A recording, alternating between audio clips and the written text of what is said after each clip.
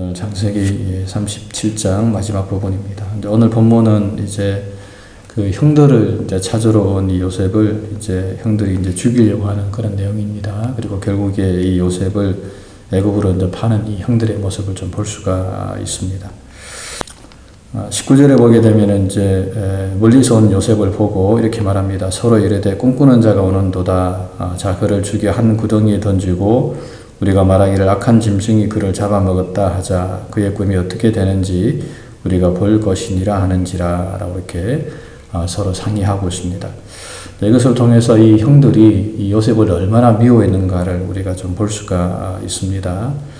물론 이제 야곱의 편애, 그러니까 부모님의 편애지요. 부모의 편애도 있었고, 이제 요셉의 자랑으로 인해서 이 형제들이 이제 이 요셉을 이제 너무 미워한 나머지 이 요셉을 사실은 이제 동생이지 않습니까? 물론 뭐 이복 동생이기는 합니다만은 그래도 한 아버지 밑에서 함께 자란 그 형제의 입에도 불구하고 이 요셉을 너무 미워해서 이 요셉을 이제 죽이자라고 이렇게 서로 이제 상의하는 이들의 모습을 좀 볼 수가 있습니다. 하지만 이제 오늘 본문에 보게 되면 이 루벤의 반대로 인해서 이제 결국 죽이지는 못합니다. 루벤이 말하기를 우리가 직접 피를 흘리지 말자, 직접 손대지 말자, 그냥 그를 광야 구덩이에 그냥 던져 놓자라고 이렇게 이야기하게 됩니다. 그렇게 말했던 이유는 나중에 루벤이 요셉을 이제 구출해서 이제 아버지에게로 돌려보내려 함이었더라라고 오늘 본문은 말씀을 합니다. 그리고 이제 그 말을 듣고 이 형제들이 이제 요셉의 이 채색옷입니다. 그렇게 꼴보기 싫었던 채색옷. 자기들은 이제 누더기 옷을 입고 있는데 야곱이 채색옷을 입는 것을 보고 그 채색옷을 벗기고 이제 그를 잡아 구덩이에 던졌는데 참 다행스러운 것은 이제 그 구덩이가 빈 구덩이였다라고 오늘 본문은 말합니다. 만약에 그 구덩이에 이제 물이 차 있었더라면 아마 이 요셉이 아마 익사를 했던지 뭐 저체온증으로 죽을 수도 있었을 텐데 다행히 그 구덩이가 빈 것이었더라. 그 속에 물이 없었더라라고 이렇게 오늘 본문은 이제 말씀을 하고 있습니다. 그런 가운데 이제 그들이 함께 앉아 음식을 먹었다라고 말합니다. 사실은 이제 창세기 42장에 가 보게 되면은 요셉은 살려달라고 외친 것을 보게 되거든요. 그러니까 그 구덩이 속에서 형들에게 정말 애걸복걸하면서 형들 내 좀 살려주시오라고 이렇게 소리치는데 이제 그 소리를 들으면서 그 형들은 함께 앉아서 이제 자기들은 음식을 먹었다라고 오늘 본문은 이야기를 합니다. 참 이런 걸 볼 때 참 사람들이 참 악합니다. 사람이 얼마나 악한지 모릅니다. 어떻게 보면 좀 사이코패스라고도 할 수 있는데 동생은 살려달라고 구덩이 속에서 외치고 있는데 이제 그 소리 들으면서 그들은 밥을 먹었다라고 성경은 이렇게 이야기를 하고 있는 거죠.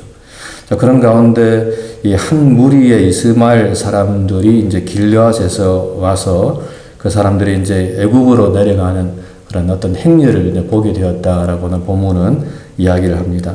그러자 그것을 본 유다가 자기 형제들에게 말하기를 우리가 우리 동생을 죽이고 그의 피를 덮어둔들 무엇이 유익하냐라고 이렇게 이야기하면서 우리가 그에게 손을 대지 말고 그냥 우리가 그를 이 요셉을 애굽 상인들에게 그냥 팔아 넘기자라고 이렇게 이야기를 하게 되고 이제 그의 형제들이 이제 동의를 하게 됩니다.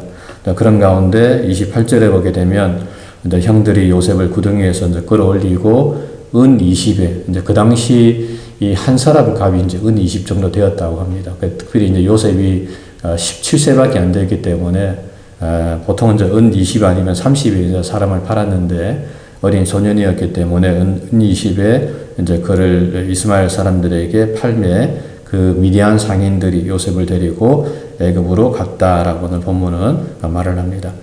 근데 이제 오늘 본문에 보게 되면 이제 그때는 루벤이 없었는가 봐요. 그러니까 왜 루벤이 없었는가는 잘 모르겠습니다만 이 루벤 큰형이지요. 이 큰형이 돌아와서 구덩이에 가본즉 거기 이제 요셉이 없는 겁니다. 그것을 보고 루벤이 이제 옷을 찢으면서 아우들에게로 와서 말하기를 아이가 없다. 나는 어떻게 할까라고 이렇게 부르짖는 이 장면을 좀 볼 수가 있습니다.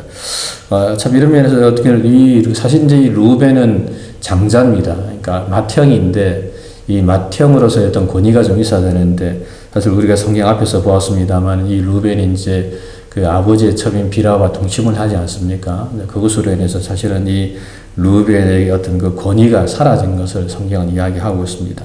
자, 그런 가운데 오늘 31절에 보게 되면 이 이제 형제들이 결국에 이제 이 요셉의 옷을 가져다가 이제 염소를 죽여가지고 그 옷에다 피를 묻히고 난 다음에 이제 그의 채색 옷을 가지고 아버지에게로 이제 가게 됩니다.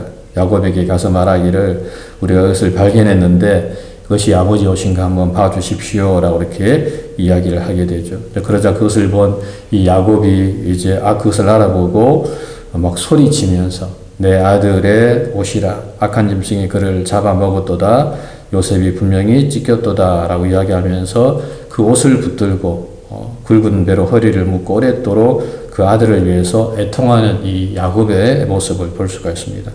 근데 이제 그 야곱의 모습을 보면서 그 형제들이, 그러니까 그 자식들이 어떻게 하냐면은 이제 35절에 보면 이제 위로했다라고 이야기하는 거죠. 근데 사실 이 위로가 너무 가식적인 위로가 아닙니까?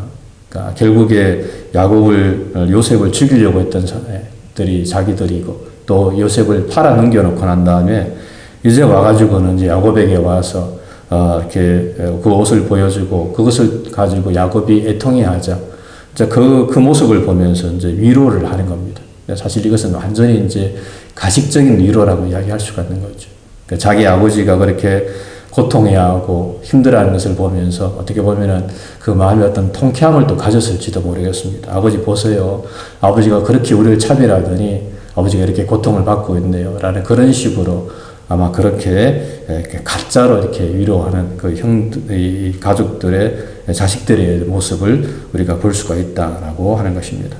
하지만 이제 그 위로를 받지 않았다라고 오늘 본문을 말씀합니다. 그러면서 내가 슬퍼하며 수월로 내려가서 내 아들에게로 가리라 라고 하면서 이 야곱이 그 아들 요셉을 위해서 울었다라고 오늘 본문은 이야기를 합니다. 그리고 이제 36절에서 이 미디안 사람들은 이제 요셉을 애굽에서 바로의 신하 친위 대장 보디발에게로 팔았더라라고 오늘 본문은 말씀을 맺고 있습니다. 사실 오늘 본문 이렇게 말씀 묵상하다 보면 참 이 야곱의 가정이 어떻게 이렇게 무너질 수가 있는가 생각을 해볼 수가 있습니다. 야곱은 자식들을 편애하고 요셉은 또 자기의 꿈을 자랑하고 그것을 가지고 또 요셉의 형들은 요셉을 죽이려고 그러고 결국에 이 요셉을 또 이렇게 위대한 상인에게 팔아가지고 또 그것을 가지고 또 야곱은 이렇게 애통해하는 모습을 볼 수가 있습니다. 그러니까 우리가 인간적으로 볼 때는 정말 이 야곱의 가정이 회복이 될 수 있을까라는 생각을 우리가 해볼 수가 있죠. 하지만 제가 어저께도 말씀드렸던 것처럼 이 야곱의 가정에 다른 것들이 다 이렇게 무너진다 할지라도 이 야곱의 가정에 함께 하시는 한 분, 하나님이 이 야곱의 가정을 붙들고 있는다라고 하는 겁니다.